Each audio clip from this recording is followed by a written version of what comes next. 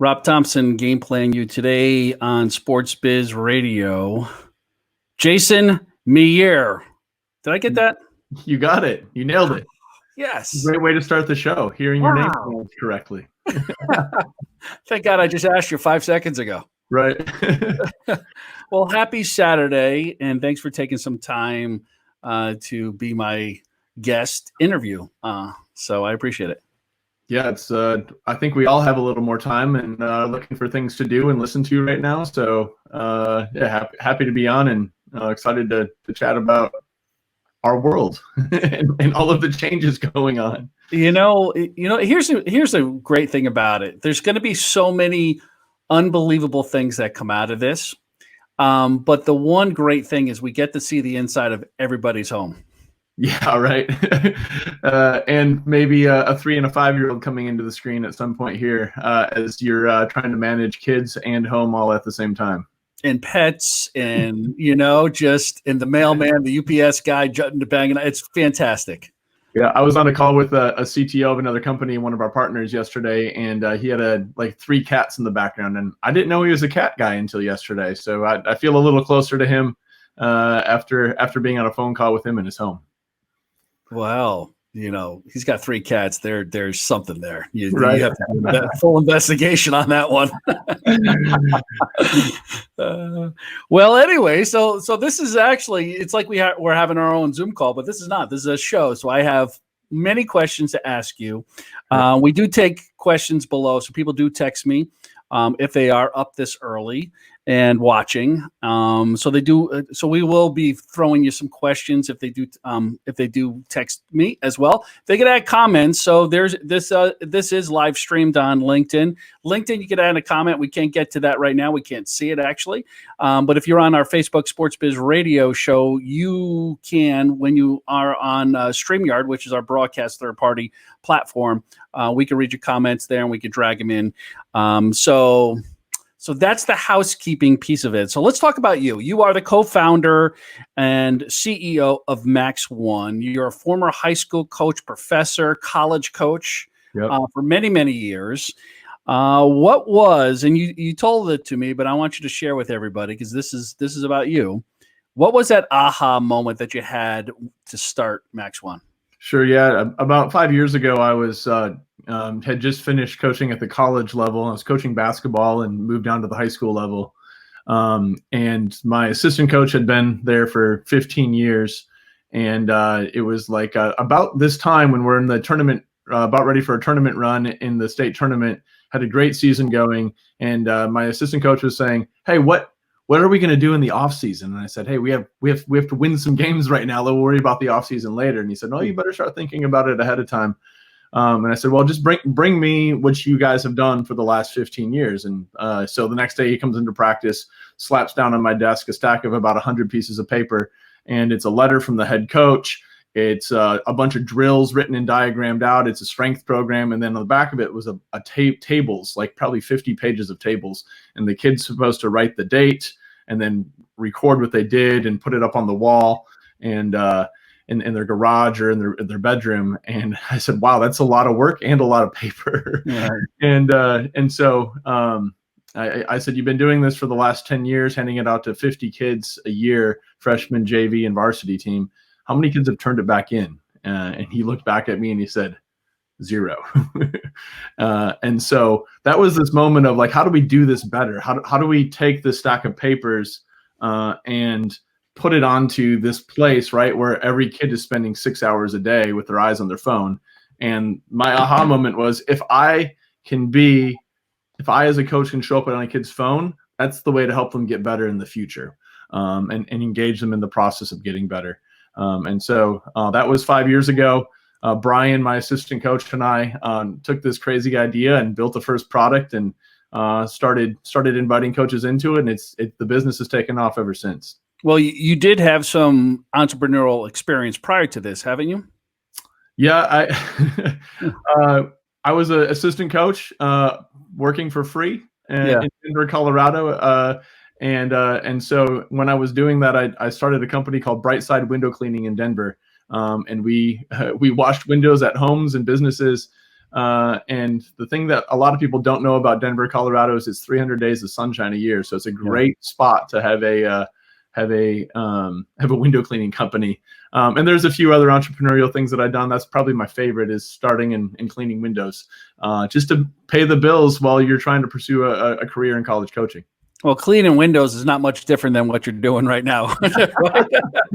Right. Same principles, right? So, so it's taken off for you. It's definitely leading, the times right now that we're in. I mean, it couldn't be a better, I guess, for your business, a more appropriate time to pay attention to digital learning, education. It's forcing higher ed and teaching. It's forcing us out of the offices into homes, like we talked about. So your business, MaxOne, let's talk about that. I'm just going to bring it up on the screen here, and let's see if I have it. All right. So there's your website up there. So let's talk about that. Yeah. So, I mean, we're all experiencing a huge change in our reality, right? So whether you're working as a professional, business professional, all of your meetings have turned to virtual. All the kids' classrooms have turned to virtual. And I think that the trend that happened we didn't know how fast it would happen. But the trend that we saw coming was that coaches are looking for a way to go virtual, right? Every kid's at home. My 5-year-old son can't play his spring soccer league. My 12-year-old nephew is going stir crazy because he's in 2 different sports year round. And those parents and his coaches are all looking for ways to help them get better and help them stay active.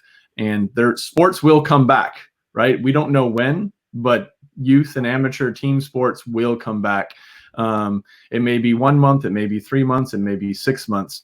But I think every coach is feeling a social responsibility to help their athletes get better. Every parent's wanting to find a way to get their kids off the couch and outside or active in some way. And so MaxOne is in a really unique spot. We sent about $2.5 million worth of proposals out this past week. And that was not expected. We didn't know that was going to happen on Monday. And so it's an exciting time for us to be able to serve coaches and athletes in this space. And one of the ways we're doing that is we're giving our team platform away for free, right? Any coach that, you can see that on the screen here, any coach that wants to jump in and find a way to virtually train, we're letting them get in, invite their athletes, and build custom training programs right here today. So you want me to walk through here just the kind of different offerings that we have? Yeah, if you can. I think it'd probably help explain a little bit more what the platform's about. Sure thing. Why don't you go back here a minute to that other screen? So I'm going to start here, and if you scroll down here, Rob, on this screen here, yep, choose your sport. Okay. I'm sorry, I'm not very good at driving the bus for you on this one. That's okay. Yep. And so there's just a little bit of a lag on it. That's all. No problem. So you can see here that we serve all of these different sports, and the things that we provide here are both skill and strength training. And as soon as the basketball screen pulls up here, you can scroll down and see skill and strength training. Coaches can upload their own workouts and then assign them to different groups inside of their team. So think about a high school basketball coach or a high school football coach. We've had over 100 football coaches come in and request accounts this week, our free accounts.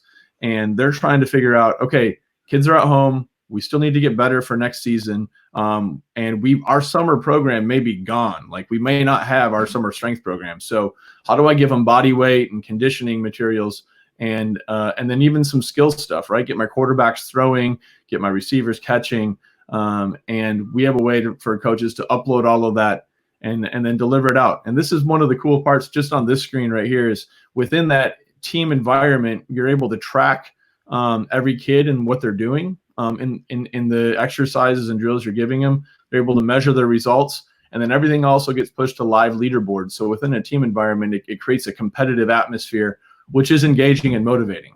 And then the other pieces of the team platform is that we help coaches communicate through text and email and chat rooms. And so rather than having to pick up the phone and you have 50 different football players that you have to text, you can't do a group text to 50. We have a great way to push a message out and then schedule, right? So come season next year, put up a practice schedule and allow those coaches to see or to blast out, okay, practice is at 3 o'clock today. We're doing weights in the morning at 7 a.m. And those kind of things for athletes as they come back together in the fall. So it's a really powerful platform. There's really nothing else like it in the market where you get skill and strength training all in one spot.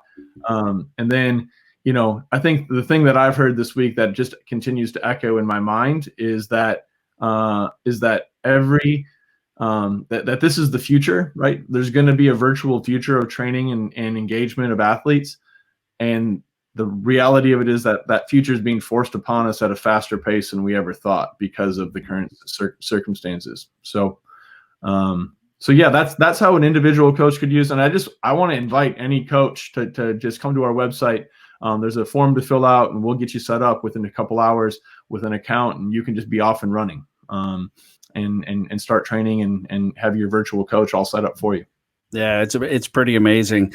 I'm sure you've learned a lot, in the last 5 years of this platform. I'm sure there were some peaks and valleys, and now you're starting to hit a peak again. You kind of hit it, and you guys are already prepared. You've been preparing for 5 years for something like this. Not this. I'm sorry, I didn't mean it that way, but for that aha moment for coaches to say, we're now going to have to look at what we could do in the digital space.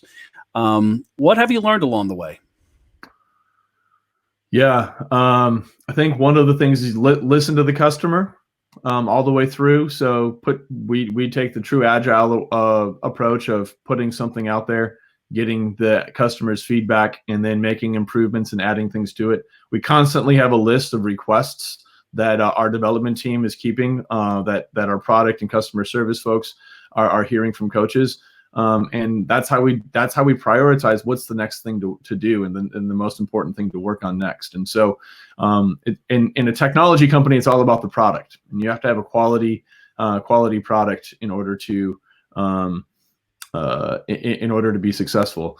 I think the other thing that's really interesting about this space, Rob, is we tried to automate it, right? We tried to make it so that coaches could just sign up on their own and be off and running.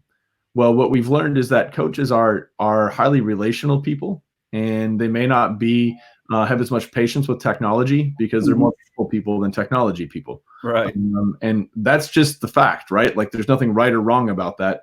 And so what we found is that if we give everybody a 15-minute quick call demo to help them get started, we can make our business scale a lot faster than trying to have coaches figure that out on their own. And so right now, what we're doing is every day at 11 Eastern, we're holding a webinar because there's such a high volume of new coaches that we have coming in, and those coaches can come in and listen to a quick demo and then ask questions and do a little back and forth right now. So I think those are probably two of our biggest learnings as we've grown over the last few years. How about you? How about you personally as an entrepreneur? What did you learn about yourself in this process? One of my co-founders said to me early on, starting a company is the hardest thing you'll ever do. And if it's not, you're not doing it right. And I've come back to that statement. I ignorantly started this, not knowing what I was getting into. And I've come back to that statement many times. The sacrifices you make, the toll it takes on the ups and downs on yourself personally and the family. And I think for me, like having a belief in God and a higher power, and that it's not all up to me some days, has been a really helpful and comforting thing for me to be able to know that it's that there's more to this. Like I can only control so much, and I can only put out so much. And so work-life balance is important. Being able to set it down emotionally, mentally at the end of a day. And spend time with your family. When we started the company, my son, who's now 5, was just born. And so I had a startup family and a startup company, and I was still coaching at the time. And so, being able to make good decisions about prioritizing and balance has been a really important thing. And I can't say I've always done it perfectly, but I feel like I've incrementally gotten better at that over the last few years. You know, the thing that I talk a lot about with startup founders, especially really, really early stage, is the mental aspect of it, is just trying to get your mindset. I mean, we could talk about positivity all day long, and you can force yourself to be positive. But there's an inner peace that you need to have when you're dealing with the chaotic world of a startup. And it seems like the level of character that you have in your life personally and your relationship that you have with God is such an equal and balanced part of being an entrepreneur in your own spirit, in your own way, you know, and you have found that has been your kind of your guiding light through some of the turmoil. Yeah, absolutely. I think that whether it's just a quiet centering meditation time on my way into work, I have about a 40-minute drive on the way into the office typically. That puts my priorities straight, right? That I spend time listening to my life and what's going on, and that helps me prioritize what's important. Do I need to talk to this person today? That's when those ideas to help them and see what they're up to and how they're doing as a team member. It's the time that I kind of make big decisions for the company, is when I'm having that meditation time and how to lead. And so it's definitely been a part of it. And I think the other thing is, you know, I have my favorite basketball player growing up was Bill Laimbeer. And I think I relate to Bill Laimbeer and Ben Wallace and Dennis Rodman in that I was never very good as a basketball player. I played college ball, but it was my tenacity and motor that helped me play at the highest level that I could play. And that is something that I think about often, is the lessons that I learned there. And my default is just to go into work, right? And you have to have that as another part I think to be successful as an entrepreneur, is a never give up, tenacious, attack the day attitude. Oh, it's so true. It is so true. And it's not for everybody, right? It's just not. And what do you look at right now when you're hiring? And what are the skill sets that you are finding with the 22, 23, 24-year-olds? What are you pinpointing on them, and how are you putting them in the right positions? Yeah, so I'll talk. There's two different types of people that we hire. One, our technical side. So we have artificial intelligence, and we can talk about that product maybe at the end. But we have artificial intelligence and computer vision folks that are highly skilled, and some of our mobile developers highly skilled in their trade. And so we really look for high skilled people on that side. To work at a startup, you have to have an entrepreneurial spirit to be able to stomach the unknowns of maybe we won't get paid on a month, right? And we're going to constantly be shifting and reprioritizing, and you have to be agile and have a mindset of that. And that's not for everybody. My favorite type of people to hire, because this is my background, is in sales and marketing. And I'm very involved in that process. And the thing we often talk about in the interview process, and then we preach when we come in, is the difference between a wild animal and a zoo animal. And the obvious difference in how those two types of animals eat is that zoo animals are fed and wild animals go hunt their own food. And we need wild animals in our organization. Like, I'm not there breathing down your neck. I'm not there telling you what to do. I'm not spoon feeding you. Your manager's not doing that. You're given a good training to start, and then you go hunt all day long, whether that be marketing campaigns or being on the phone doing sales, and that trait has continued to be what's made people successful in our organization, is the wild animals succeed and thrive in what we do. And so again, an entrepreneurial approach to hiring on that side of the business too, on the sales and marketing side. I love it. Last question. This is a good one, and I think you're going to have some great advice. So, what is it? I know it's kind of dramatic, my lead in here, and it's really not, because I want to position it the right way. Yeah. So, to give yourself advice, if you had to go back in time, if you're going to jump in the time machine and go back into when you were 21 years old, right? So, what advice would you give yourself back then? Yeah. Knowing what you know now. Yeah. So I started the company like in my early 30s. So I think that at 21 years old, um, if I could go back, I would say learn to be a good follower, and follow people that you want to be like. I was out, and I think as I look and see and manage people that are 21 to 25 years old, they want to lead and they want to be in charge. And I think that I was the same way, right? I'm on the high end of this millennial generation. And so I get to say I am a millennial sometimes, and sometimes I choose not to be a millennial depending on what the conversation is. But I relate to that and wanting to be in charge. And I think that I learned so much from when I was able. It took me till probably 28 years old when I was assistant coach at a college that I finally got comfortable as an assistant and as a follower, and saying, I don't have it all figured out. I want to be around this head coach. I want to learn everything I can from him, and I want to serve and make him successful. And I learned so much about being a leader by being a follower and a servant.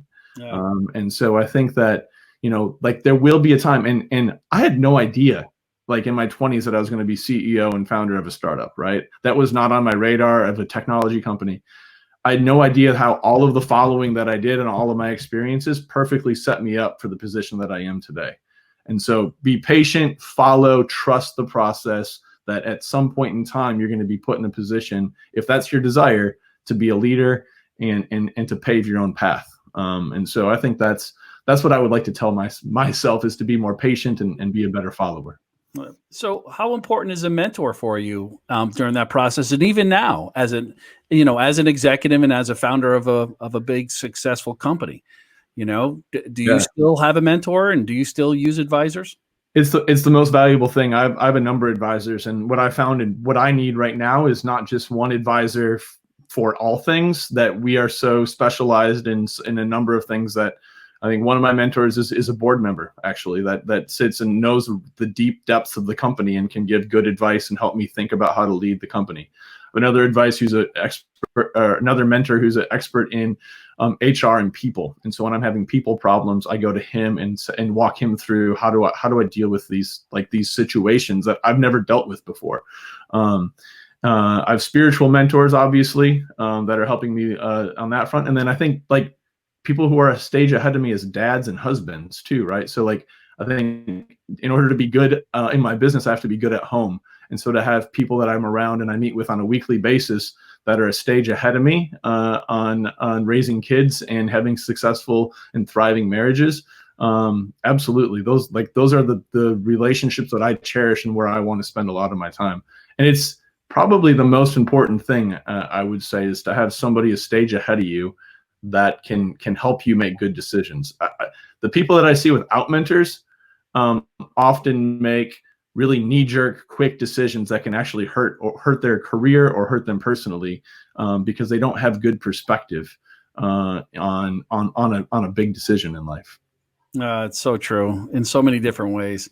But this has been really, really wonderful. You gave great advice. I know I got a lot of comments coming in on LinkedIn right now of people that are enjoying this. And I appreciate your time. I know you have a busy week and a busy life like all of us, and you're locked into your home right now. But listen, we got to talk about that 40-minute commute, though. You're the CEO. You got to get let's get it down to 10. I cherish that every single day, to have the quiet I have a forced meditation time, and then I'm literally on the phone doing recaps all the way home with different members. So yeah, I cherish that right now. I agree. I have a 3-hour commute, so that's Jeez. Yeah, I do. Who am I to talk? Right. So, Jason Mejeur, CEO, co-founder of MaxOne. You are a class act, my friend, and a high-level character guy, and the best wishes and best of luck to you. We're going to be following you along on your journey here, and thanks again for spending a Saturday afternoon with us. Thanks, Rob. Appreciate the opportunity. Loved hanging out, and blessings to you. All right, thanks so much. You're watching Gameplay on You Today, Sports Biz Radio. Subscribe on YouTube or like us on Sports Biz Radio on Facebook. Get in the game, everybody. Have a great day and be safe and wash your hands, people. Take care now.